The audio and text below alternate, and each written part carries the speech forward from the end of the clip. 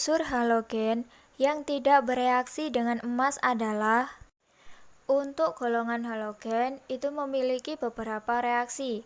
Adapun reaksinya beberapa yaitu yang pertama reaksi dengan logam, di mana halogen yang bereaksi dengan logam, saya simbolkan di sini M, yaitu akan membentuk senyawa halida logam. Ketika tingkat oksidasi logamnya tinggi atau jika atom logamnya makin kecil, jika oksidasi logam tinggi maupun atom logamnya makin kecil akan mengakibatkan ikatan halida logam ini adalah bersifat kovalen. Untuk semua unsur di dalam golongan halogen bisa bereaksi dengan logam kecuali Br dan iod.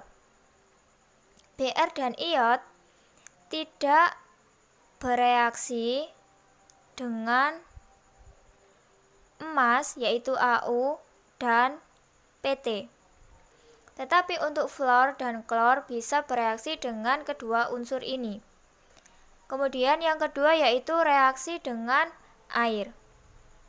Jadi untuk reaksi dengan air ini, semua halogen yang bereaksi dengan air akan terjadi reaksi disproporsionasi kecuali dengan unsur fluor.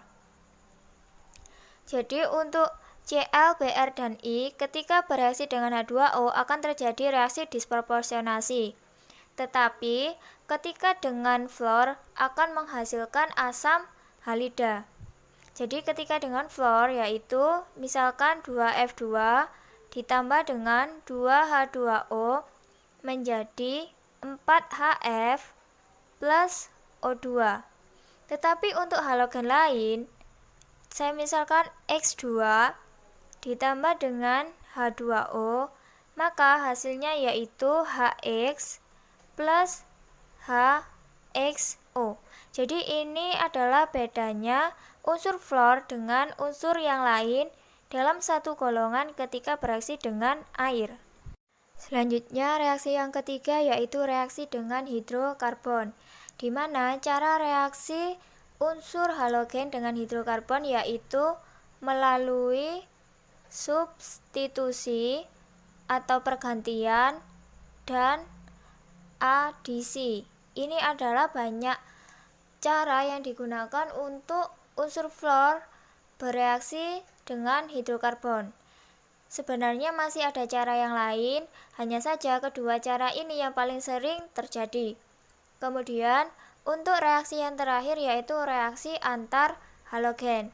Jadi halogen dapat bereaksi dengan unsur halogen yang lain.